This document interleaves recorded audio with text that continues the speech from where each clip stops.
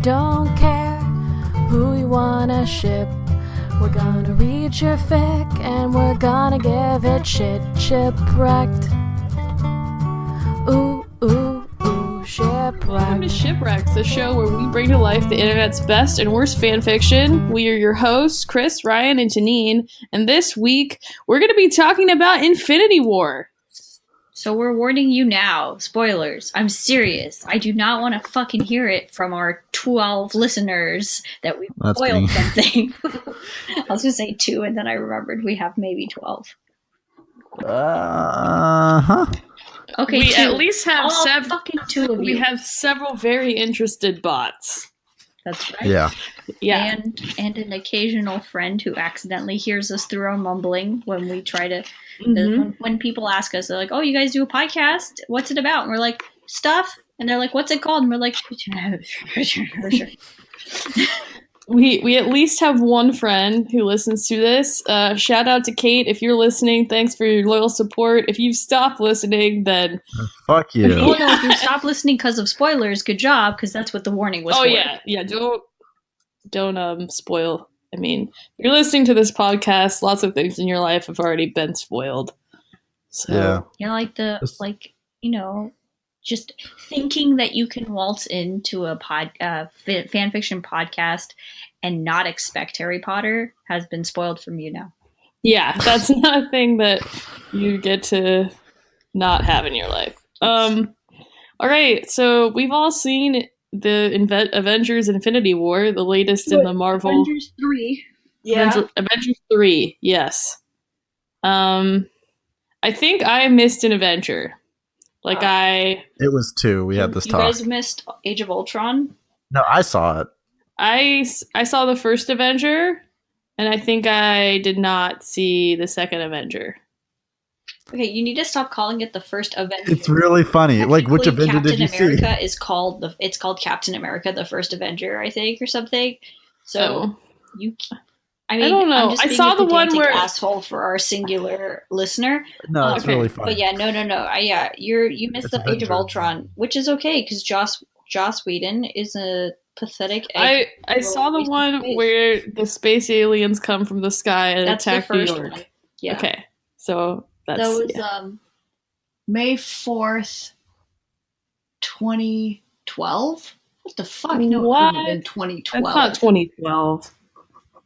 Am I being really bad at reading right now? I don't know.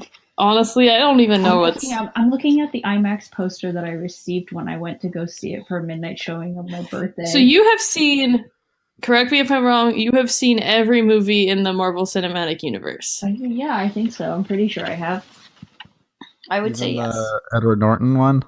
Yeah. I've seen that one, ironically. I saw that one. So, hang on, but that actually doesn't count as part. I mean, it kind of counts as the MCU. It is. They reference it. They're like, "Oh, you look different now." To Mark Ruffalo. Okay, so that is. I was thinking perhaps the Ang Lee, Eric Bana Hulk. I haven't seen that one, and technically, in reference to Marvel. IP, I haven't necessarily seen as many X-Men movies as I would want to have, and I didn't see Amazing Spider-Man 2. So is Deadpool in the MCU, technically? I thought Deadpool actually is more... I thought he was... make more references to and is more connected to the Fox Marvel properties. Yeah, I think he's X-Men MCU. That side. Because and who owns X-Men right now? Is it Sony? Fox. I think Fox. Okay, and that's why there's no X-Men. No. Yeah, but Spider-Man owned Sony for a while. I mean, sorry, other way around. Sony owned Spider-Man for a while. So that was when we had the Andrew Garfield Spider-Mans. Yes. Okay. Yes, and then that is actually why the last the Spider-Man movie that was released recently under the Marvel Disney Studios was called Homecoming, because it was both a reference to the fact that it was set while he's in high school, but also that Spider-Man is coming back home to his correct That's so salty. I know, That's the saltiest name for a title of a movie. Yeah. Okay, that clears some things up because I'm like, we've had 3 different Spider-Man since I've been alive, and none of them were Donald Glover. So Donald for Spider-Man. However, we can. I mean, what is nice though is due to the Donald for Spider-Man, we get Lando. Due to the Donald for Spider-Man thing, we got Milo. What's his name? Miles Morales. Oh yeah. So then that was actually referred to in Spider-Man Homecoming when he goes when Donald Glover's character says, "I have a nephew in this neighborhood." They're supposed to imply that his nephew is Miles Morales. Wait, Donald Glover's I have not seen the newest Spider-Man. Is he in that Spider-Man as another character? Yeah, he's just a dude. Okay. Like he's not there for very long. I missed that completely. I'm really excited that he's gonna be Lando. And like, oh my god, me too. It's so perfect for him. Honestly, yeah, I think he deserves the world. He's fantastic. Yeah, he's a fave. He's definitely a fave. Who told? I love him. Okay, so Infinity War. I cried for 20 minutes afterwards. I had to stop crying because I was there. I was seeing it with people from work, and they were like, "Oh my god, are you okay?" And I was like, "I'm fine, thanks." And then I had to stop crying just to save face, and then I went in my car and cried for another 20 minutes. I actually don't think I cried during that movie. You were pretty sad. I was sad, but I didn't. I usually cry. I did have some tears. I mean, when Spider-Man died, I'll admit it, but. That's why I was crying, because Spider-Man's my favorite. It was more just like oh no, he sounds like such a little kid. Well, I think that was, I didn't care for that shit, personally. I just felt like, because they prolonged his death specifically, as if to say, fuck you specifically, Taneene. We know you like Spider-Man. You're actually, you're the only Spider-Man fan. Sorry.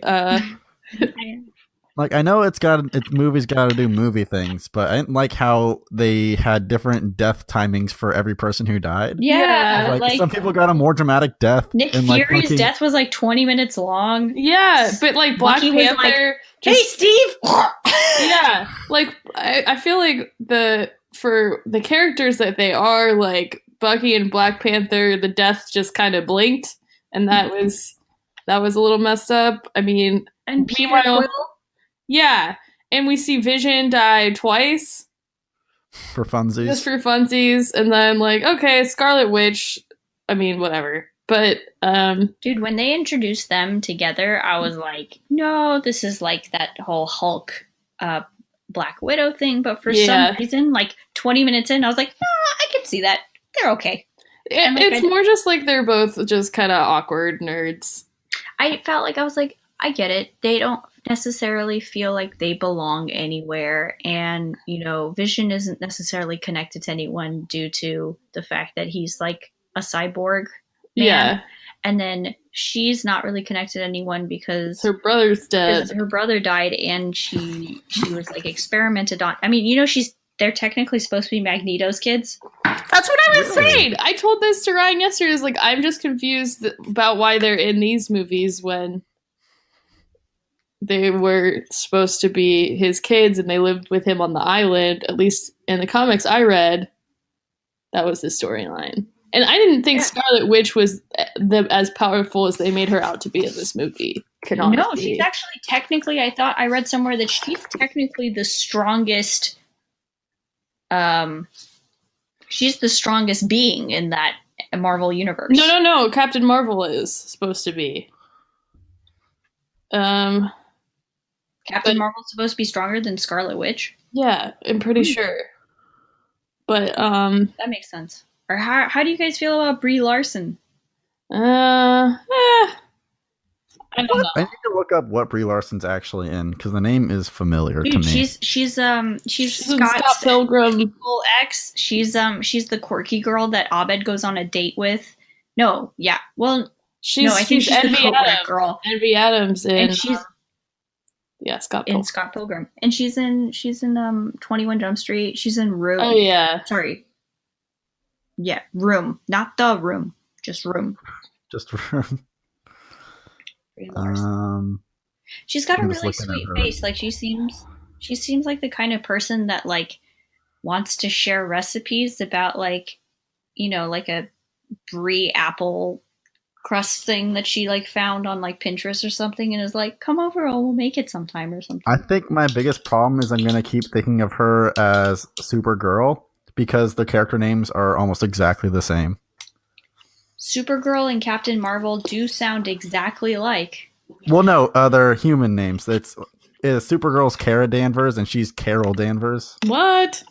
Yeah, Oh. it's the same exact fucking name. Well, yeah, Okay. They're both blonde, quirky people who have superpowers. Okay, I didn't realize Captain this. Marvel, a character that was a DC character first. Oh, you know what? I think you're right. Oh fuck. I want to have to do some looking up on this. No, I'm very up to date with my CW superhero I think shows. she's always been. So I was reading up. So Captain Marvel wasn't actually referred to Captain Marvel until later. She was originally introduced, I believe, as Miss Marvel, and she was also known as Binary for a while. Shit, her first appearance was in Marvel Superheroes number 13, just as Carol Danvers. Then she appeared as Mrs. Marvel. No, Miss Marvel. Sorry. Ms. Marvel, actually. She also appeared as Binary in the X-Men, as Warbird in the Avengers, and then eventually as Captain Marvel in Avenging Spider-Man in 2012. Mm-hmm. But, okay, so Scarlet Witch actually canonically in the comics becomes the wife of Vision. Oh. So I thought they were just, and then apparently her powers are like unspecified because she is like reality warping. She needs to have a convenient plot device at all times. Yeah. That's actually cool that she is reality warping, and then in the movies they have her power be like red, and then the reality stone is red. Yeah. I thought that was cool. Ooh. Okay, Ooh. that is actually a good point. I appreciate that they do that. Yeah. Now, I did read a fan theory about the Soul Stone.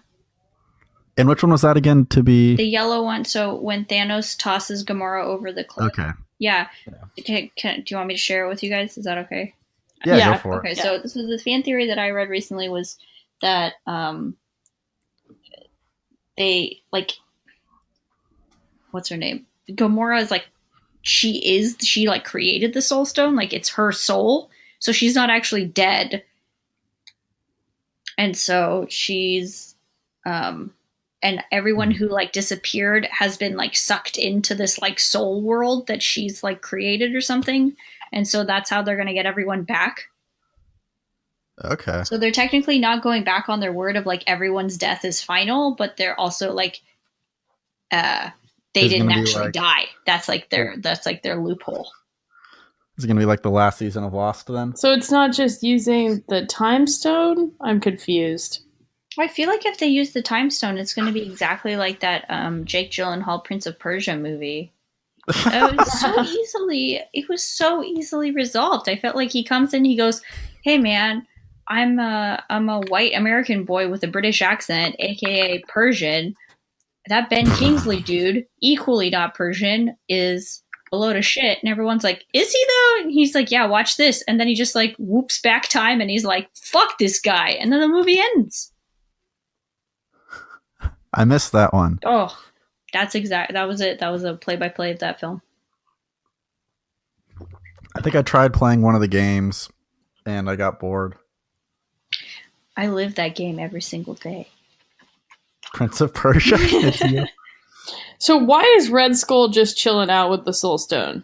So I think what happens is anybody who doesn't become immediately destroyed by any of the stones gets sent there or something.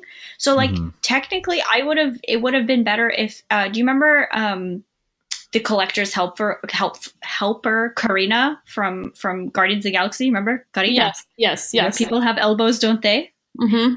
When she grabs it, she was like, "I will no longer be your slave," and she grabs it and she just kind of explodes. I would have preferred it if she was there too. So that means like anybody who comes into contact with one of the stones and trying to wield its power gets sent there or something. Interesting. As some sort of like full. What happened to Red Skull at the end of Captain America? I thought he like grabs the Tesseract and then he just sort of shoots off into space. It's just been so long that he is hanging onto the Tesseract and he's like la, la, la, la, la, la, and he just like whoosh, like disappears, and then Captain America's like, time to practice my parallel parking skills, and then he flies into the ice. And then a lot of people cried in that scene too. Yeah. Nope. No crying for Captain America. Only for Spider-Man ever. Just don't even fucking try. Okay, so all of the souls are gonna be like stuck in the soul stone. This is what. Yeah, I buy it. I mean, that was my understanding, but perhaps I'm super incorrect. No, I think that's probably. That makes sense, because they had the whole weird flashback thing. Okay. And then where was he at the end of the movie? Since we're just going through the movie very disjointedly.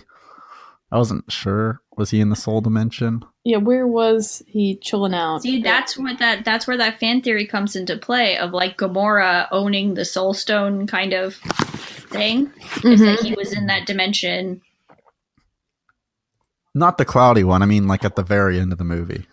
Or when I thought he was like sitting on a hut in his old home planet. Yeah, that he had like rebuilt or something. I don't know. Okay, so who do we think is gonna get a hold of the gauntlet? I think Captain America. It always has been. Really? Wasn't he the one that moved Thor's hammer in the second Avengers? And he was fighting Thanos when he was holding onto the gauntlet, and he was bracing his very beautiful teeth, and he was like, "Yeah, I've got good hair now." But isn't Thor the one who's like all juiced up? God. And Thor's technically a god. Like redeemed himself as a character, because at first you're like, at a certain point you begin to ask yourself, you're like, okay, well, it's like, okay, billionaire guy, teenager, goofy dude missing an arm, some guy with wings, some idiot with a bow and arrow who's not even like showing up, and like a radioactive motherfucker, and then he's like the God of Thunder, and it's like, okay, well, why do you need all these other idiots? You have the God of Thunder. Like, what's the point? Yeah, well, it's also just like how they're like, why was Scarlet Witch back there the whole time? All of the like self-inserted things they put in that movie when we're like, this plot doesn't make any fucking sense. It's a thing that movies do, and they're like, oh, if we just say what's clearly wrong with the plot, then it's okay that we're doing it. Yeah. Since we referenced it. Though Scarlet Witch leaving was obviously a terrible mistake. Seems very poorly planned. I just thought it would be... I gotta understand. Like, she wasn't doing anything up there. Like, if she was like fighting to like fend off the thing to get to get the stone out of Vision's head, I'd be like, all right, cool. So eventually, the Infinity Gauntlet in the comics is actually stolen by Nebula. Who's Nebula? Gamora's sister, the blue girl. The blue girl. Amy Pond. But she... Really? Yeah. What? Yeah. How did I miss that one? But she's like a cyborg. Can a cyborg even... No, she's part human. They just, every time she fucks up, they replace her body parts with metal. Oh, okay. So, so in the comics, eventually she steals it, and then he helps everyone else defeat her. Who's he? Thanos. Oh, so I feel like they're not going to do that, though, because they've tried to make... I mean, Nebula's character has gone through, like, a Loki thing, where she was terrible, but now she's cool. Well, no, Nebula always had a very reasonable character arc, where she felt a lot of rage. Yeah. Like, kind of, she had felt all this rage because of what Thanos did toward Gamora, and then she realized, she was like, fuck, dude, I shouldn't be mad at Gamora Thanos did this to her too. And so I felt like that was a real learning and growing moment for her. And that was kind of nice character development. But like Loki's just kind of been like, what's up? Maybe I'm good. Maybe I'm bad. I don't really give a shit. Everything benefits me in the end. Suck it. And you died in the first minute of the movie. Yep. I'm still pretty upset about Loki dying. Seemed really easy to kill. Also, I feel like given all of his powers, like, and I did not buy that he would have been dumb enough to just outright try and stab Thanos. Like, Loki's always been one of the smarter characters. Like, that actually, I kind of colored the movie to me when they like have him do that. I'm going like, this seems off. Wait, can you say it again? When they have him do what? When they have Loki stab Thanos, it seemed out of character. He's not that dumb. Like, straight up, Loki is usually way smarter. More like sassy about it, you know? Yeah, or like he would have made duplicates of himself. Like he usually is. Maybe he did. You think he did? I mean, it's really hard. Because then they went, I don't think so, because then Thanos was just like, no resurrections this time. I don't know. Which was also dumb. I mean, I feel like Loki's died in most of the movies so far. I think sometimes they need to write the characters a little bit out of character just to kind of like move the plot along. Well, yeah, because they're like, why is Thor gonna be angry and like go get his special axe thing? Yeah, exactly. And how is the axe supposed to be like? What the fuck is his axe made of that it could overpower Thanos? When no one else. I think it's like a special metal that's like with like because it was like belted by star power or something. So the same as the gauntlet, but without Infinity Stones. It's kind of like the gauntlet, and I thought Mjolnir too was also forged by the Peter Dinklage character. Yeah. And then I think that's what it's supposed. It's like based on like the materials, like the mysterious materials or whatever. Okay, I'll accept that. That's not the thing I had the most problems with. I do also enjoy that the handle is made of like Groot's arm. I feel like that kind of adds like more like mysticism to it. I liked that part a lot. I think Thor also implied that Mjolnir could have defeated Thanos, but he didn't have it. But he didn't have it anymore. He's just like, I need a new weapon now. And then and I always thought there might have been a stone in Mjolnir or something, but but no. Also, okay, so we haven't seen like Mistress Death, and she's supposed to be like in the comics, Thanos is obsessed with her, but they kind of made out in the last Thor movie that like Hela was basically like the goddess of death. We haven't seen Mistress Death, who is like a character in the comics who like Thanos is obsessed with. She's the personification of death in the Marvel universe. But like in the last Thor movie, Hela was like the goddess of death. And then Ryan was saying that like Red Skull's kind of supposed to take over that role in this next movie. So I don't know what to say. Playing fast and loose with the lore here, guys. But I don't know. My favorite part of the movie, honestly, was Thor teaming up with Rocket and Groot. I thought that was awesome. I also loved when Bucky picked Rocket up. Yes. And they just did the thing. That was so stupid and great. That was great. And also when Peter Quill was fucking imitating Thor. Dude. Amazing. The Cris on Cris crisis. I loved it. Yes, that was good. And another classic moment was the where's Gamora? Who's Gamora? I'll do you one better. Why is Gamora? Oh yeah, that was really good. That was it. And I loved where he goes, what am I supposed to say? Jesus? Yeah. Missouri's from Earth, dipshit. Yeah. That's so good. I did also enjoy the Doctor Strange, Iron Man, like sass off. Oh my god, yes. It was perfect because they they didn't like defer to each other, but they like it just kind of like bitched each other out, and it was perfect. And I really wanted one of them to be like, so when did you get the goatee? And he would be like 1998, and he goes, ha, 1997. Yeah. That would have been good. I also liked all of the dumb references to Spider-Man being obsessed with movies. Like, yep, you're more powerful, but kids see more movies. Big suck out the spaceship was a good moment. Yeah, I also felt like that was another thing for the character to have been like really weird for him to have been overpowered by that, because I felt like he had the power to just kind of like quit that shit, you know?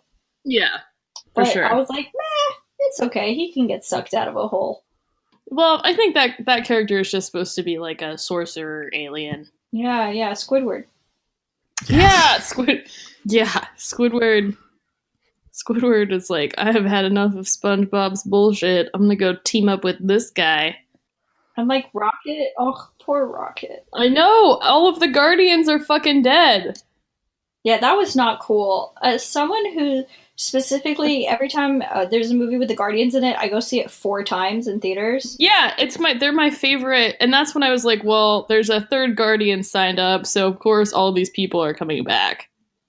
Also, I read that Gamora is supposed to be, like, the main character of the next Guardians.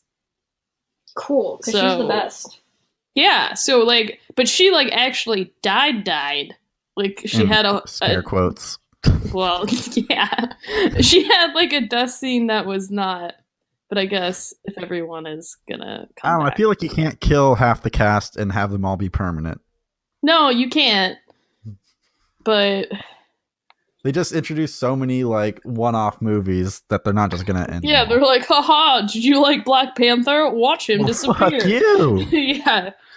We like printing money, so... Yeah. But in the comics, I think his sister takes over as Black Panther. So I wonder if there'll be some of that. I think with the new Avengers, we need Shuri as the Black Panther, Bucky as the new Captain America, and then a completely intact Guardians of the Galaxy. Yeah, yeah, please. We also need Nick Fury to come back. Motherfucker. Yeah, that was good. I just don't know why, if Captain Marvel is so powerful, which from what I'm reading she is, why now? But of course I know the logical answers to this. It's just it's like I thought are they like transponding to the past or something? Is that that's why he was using a pager?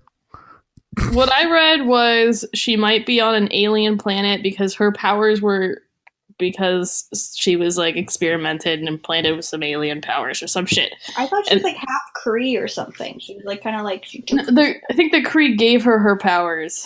That's what I read yesterday. Was her genetic structure was changed.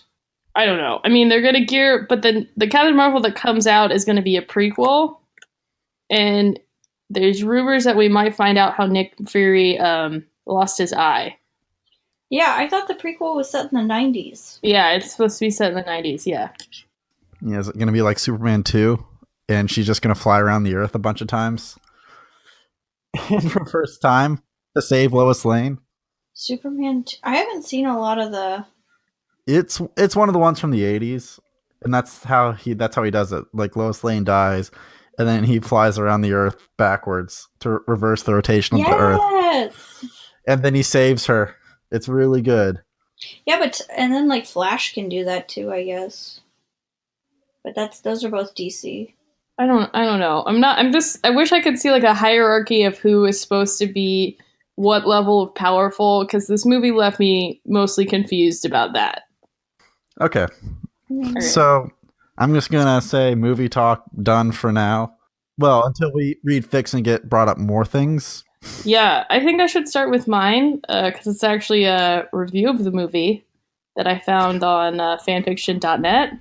Amazing. No. Yep. Yes. It's called My Infinity War Review by XX Toxic Midnight XX.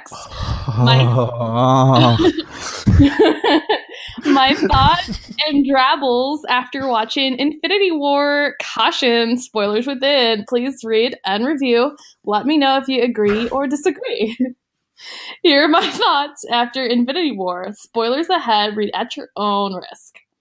Natasha's baby is so cute. I thought it was a little weird that she and Doctor Strange hooked up, but I guess now it makes sense how she had her baby within 1 week since Steven manipulates time. LOL. Also, I never thought Natasha was a huge Paris Hilton fan. I guess it's kind of cool that she named her baby after her. Thought it was also pretty cool the way they defeated Thanos was to challenge him to a Princess Bride quoting challenge.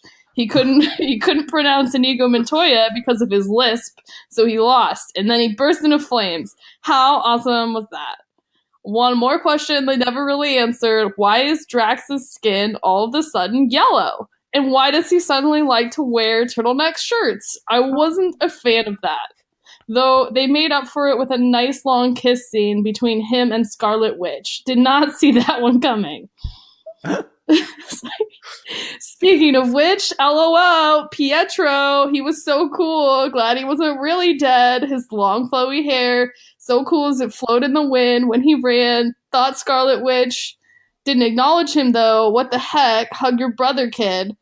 Another thing I thought they did really well was casting Eddie Murphy as the voice of Thor's new hammer. I love it! Also, I'm glad he named it. You sorry, okay? Sorry. It's okay. Yeah. So, also, I'm glad he named it something easier to pronounce and spell than Mjolnir. Jupiter is a cool name for a hammer, I guess. Especially animating the face on the hammer was cool. I am really quite the Jupiter fan. Also, many applause to Marvel for making the mature choice to put Spidey through a time paradox so you could bring back Tobey Maguire as the role. Yes. Because, duh, he was the best Spider-Man. No offense, Tom Holland, but Tobey is the greatest actor in the universe. And I'm glad they finally brought Chris Pine in, especially as my favorite villain from the comics, Paste Pot Pete, to bad Vampire Vision.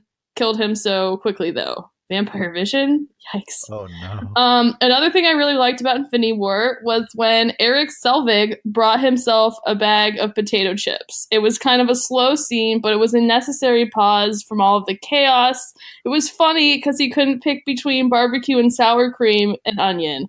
LOL. Glad they could at least bring the X-Men into it to make it somewhat bearable during the fight scenes. Somehow, they all forgot how to fight.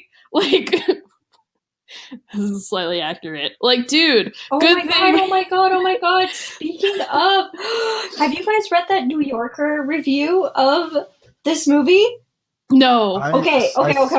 Keep reading. I'm gonna find this. Like, dude, good thing Storm and Cyclops showed up, or else you would have all been goners. Know what I didn't like? Steve.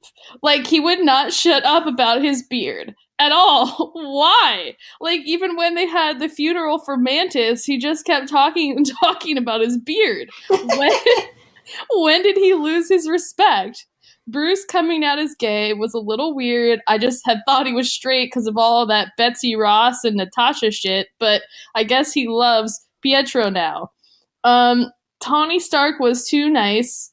I know they said they wanted to change him because fans thought he was too arrogant, but Tony Stark would never cuddle with someone's kids or serenade his girlfriend. They ruined him, to be honest. Why should Tony Stark sing only Sound of Music songs in every scene? Isn't it 1 or 0 times enough? And the saddest part was definitely when all of Ant-Man's ants died. Oh, Anthony! That's not funny. That was really devastating. Coulson wasn't as cool as he should have been, and nobody cared that he came back to life. They were just like, oh, hey, Phil. And when did he get a Scottish accent? Oh, and sorry, guys. I was kind of hoping Hawkeye would show up in it, too. But come on. Really? They just mentioned him, like, once. Like, oh, yeah, Clint is awesome. And then we realized they weren't even talking about him. They were talking about Clint Eastwood. What the heck?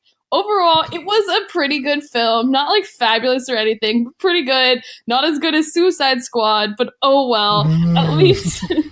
At least I had popcorn to keep me awake, and I got to support my favorite actor, Tobey Maguire, as the role he was truly born to be in. Sorry, Tom Holland.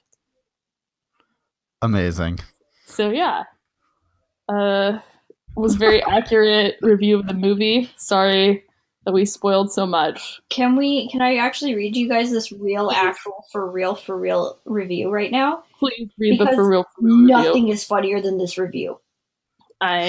This author fundamentally misunderstood every part of this movie. Oh no, I'm so excited. Avengers Infinity War reviewed. The latest Marvel movie is a 2.5-hour ad for all the previous Marvel movies. What? Avengers Infinity War is a very peculiar movie. It runs for 2.5 hours, and its spectacular action, effects, histrionics, and noises fill big screens and cavernous theaters with their colossal churning and yowling. Yet its roiling action is beside the point, serving mainly to illustrate the movie's main idea, to give each one of its dozens of characters from the Marvel Cinematic Universe a few moments to shine. In the well-worn divide between plot-driven dramas and character-driven ones, Avengers Infinity War falls strangely and surprisingly into the latter category. For that matter, although there's nothing small-scale about Avengers Infinity War, it only resembles a movie.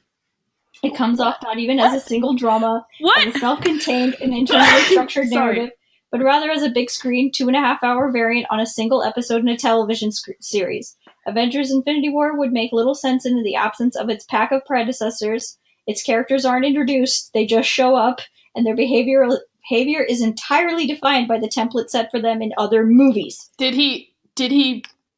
I'm sorry, I can't... Is this a satire? Do you fundamentally misunderstand the point of this movie? They're just explaining, like, literally what the marketing department put together on purpose. Not only does Avengers Infinity War presume that viewers have seen all the preceding films in the Marvel series, but worse, it presumes that they've thought about them afterward. What? This is not the Borowitz report. This is real. This is the New Yorker. This is an actual review. Oh my god! But there's a section of the New Yorker that's just satire, and I'm having a hard time believe.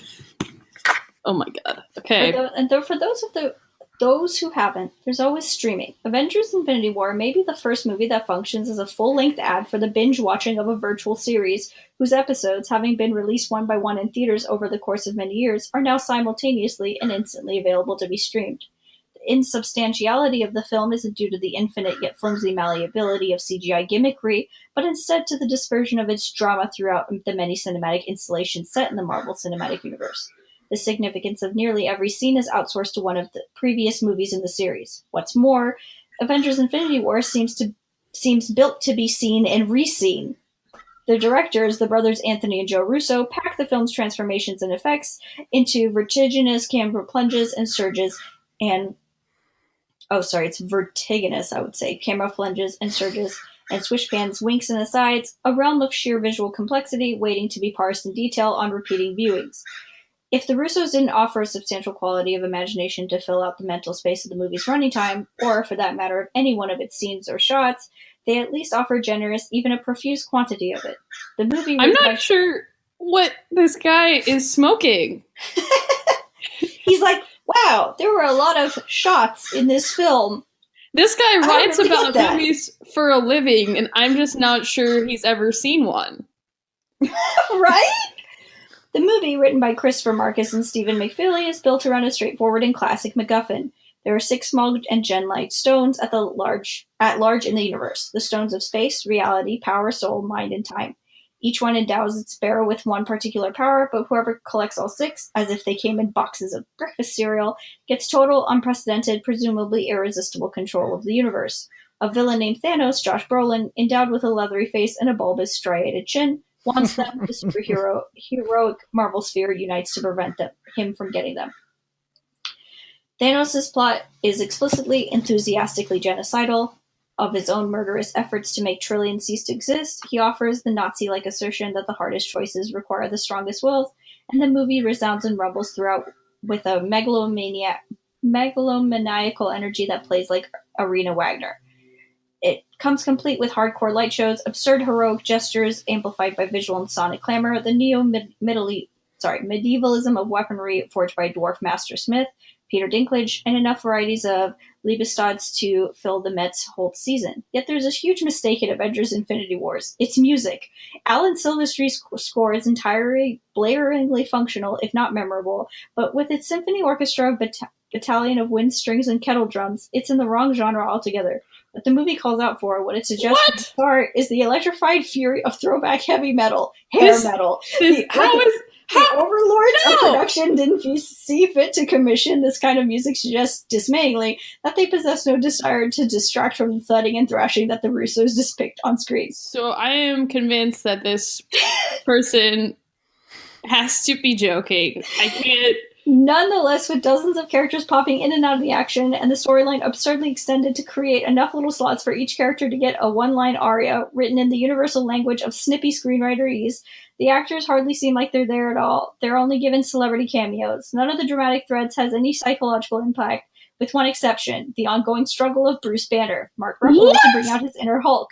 Avengers Infinity War's favorite the full range of performance, but a style marked by the tone of the voice, the sculpting of moments through sharp diction, which is why the actors who make the strongest impressions of the film are Robert Downey Jr. and Denai Guerrera. Denai Guerrera had 2 lines! Okay, I am so confused here that he was most impacted by the psychological struggle of the Hulk. Of the Hulk. That was literally the most... That was, like, the least impactful part of that movie. It was, like, a funny gimmick. The Hulk can't get it up right now. No. Anyway.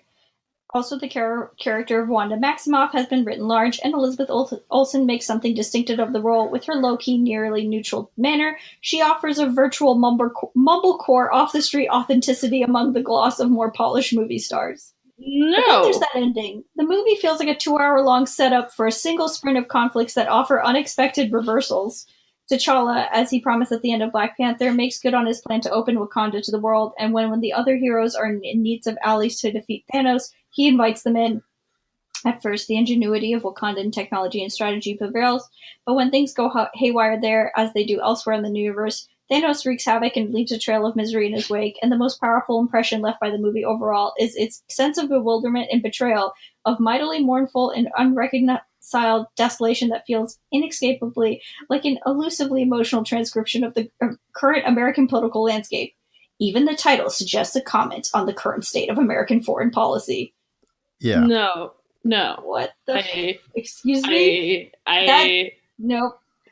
This but that guy ending is also a narrative cheap shot because it doesn't feel like an ending. It feels like the turning point of a movie that's about to enter its heroic final act, which in this case will instead be the sequel. No, you dipshit! It's a 2-part film. The ground rules governing this film's superheroics are undefined and limitlessly malleable. Infinite powers mean infinite dramatic possibilities, and none of the limitations by which real lives and choices are constructed and compelled. That's why they're superheroes.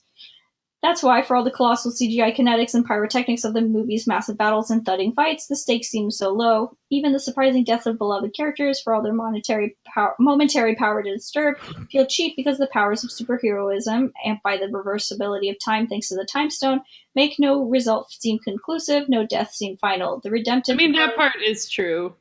Yeah, the redemptive... That's the only thing he said. Yeah, that's true. Like, I feel like... That's what we were talking about earlier, is like there's what? I think their biggest mistake was not letting Phil Coulson be dead. Because if they had let him be dead, then that would have at least set a precedent that like it says like, oh, by the way, like when people die in these movies, they really do die. But by bringing Phil back as such, when did they bring him back again? For Agents of S.H.I.E.L.D. / Oh yeah. But by letting even just such a minor character come back, then they're like, oh, everyone's safe. Yeah. Yeah, but also giving different weight to the death scenes. Yeah, exactly. So it's like, oh, then, it's not worth it. Okay, sorry. Yeah. The redemptive heroics are doubtless forthcoming in the next episode, or a little to look forward to. They have the inevitability of the calendar. The only thing to hope for is a little meta playfulness. If the producers had a sense of humor, they might give Thanos, with his infinite powers, the ability to control even the Marvel Cinematic Universe itself. Imagine, for instance, a world in which he could go back time to re-edit Avengers Infinity War and make himself come out not the villain, but the hero. That's a terrible idea. Well, that's why he's a critic and not a screenwriter, dude. Oh my god. Okay, this guy has been writing for the New Yorker since 1999, and he's not joking. I think his main problem is he reviewed this as a standalone movie when it was clearly not meant to be that. Because I just don't. It's like the people who let him publish this have also never seen a Marvel movie. I guess it is the New Yorker. They're probably above such, peasant films. I'm at a loss for words. Honestly, the review that I read was more accurate than this one. Okay. It's the review for everyone who wants to dismiss the newest fad. Are there comments? Experiencing it. Are there comments on this article? I mean, I sent you guys the link. Yeah, in our group chat. I'm trying to find. I don't think they let you comment on New Yorker articles. Damn it. But I do see, James Gunn has commented on it, the director of Guardians of the Galaxy 1 and 2. Yeah. And he was like, yeah, characters just show up in the middle of Game of Thrones Season 8 and they're not even introduced. Yep. Well, now my fic just seems so inconsequential after that. Oh yeah, we read 2 reviews and now you're coming in with a fic? Sorry, Ryan. Yeah, sorry I misunderstood the point of this podcast. Yeah, sorry, I misled you. I was incredibly misled.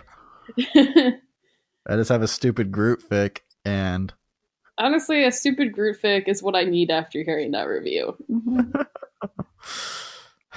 All right. I'll just lambast in here with my fic after we dismiss that old review, and it's called "It's Not Easy Being Treen," and the description is Teen Groot has a lot of feelings.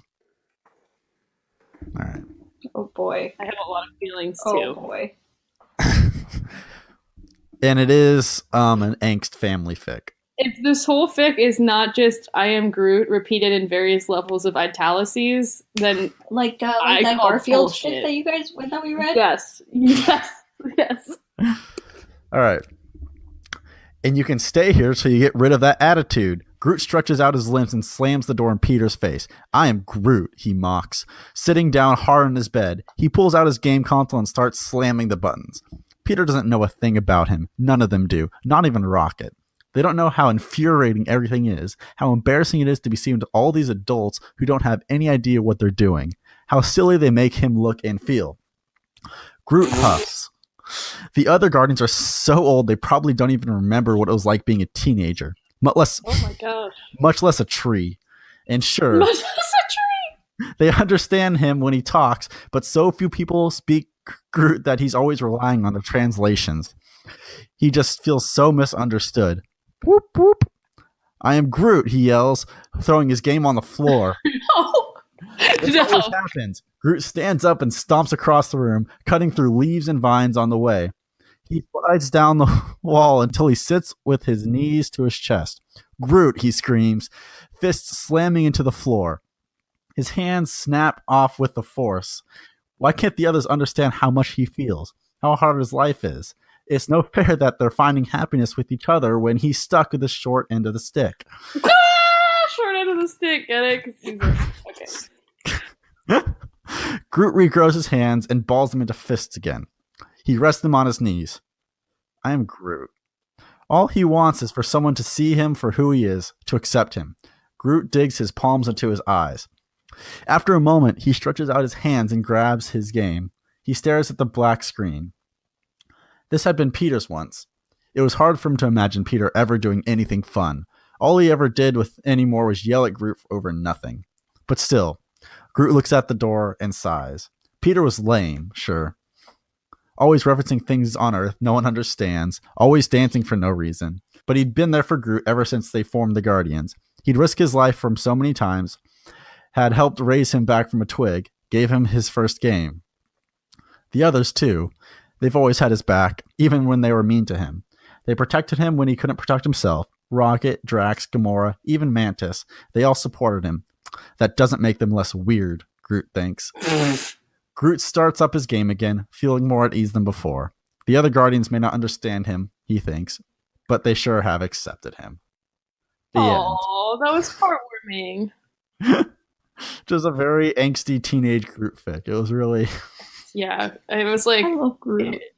Harry Potter Book 5 Groot. Ugh, I hate Harry Potter in Book 5. What was he thinking?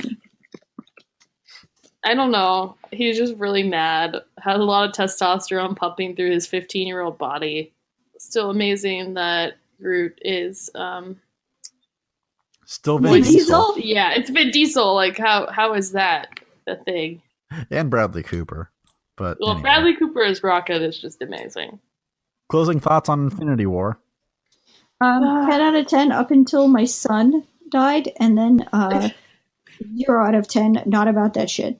I'm glad I saw it. I definitely thought there were some good moments. My big complaint is mostly just the death scenes, and that I'm not really sure what Scarlet Witch does. I guess my final thoughts are it was what I expected. Yeah, but it was still good. I found it a very exciting film. I felt that I was gripped, and the action really did draw me in. I found my heart pounding at scenes where I was very drawn in. I did appreciate it. I think mostly the thing that I'm upset about is I knew it would end on a cliffhanger, and it did, and I'm just like, yeah. Mostly the thing I'm upset about it is that we got cheap tickets, so we sat in the very front row, and I definitely know that halfway through I went through and vomited. We were also extremely hungover. Yes, so it was a little rough, and I know that definitely impacted my ability to be like emotionally engaged. Thanks for tuning into this episode of Shipwrecked. You have any comments, concerns, or better yet, fan theories about what's going to happen in the next Avengers, you should tweet us at ShipwreckedCast or visit our website at shipwreckedpodcast.com. So from our OT3 to yours, so long, and we'll see you next week.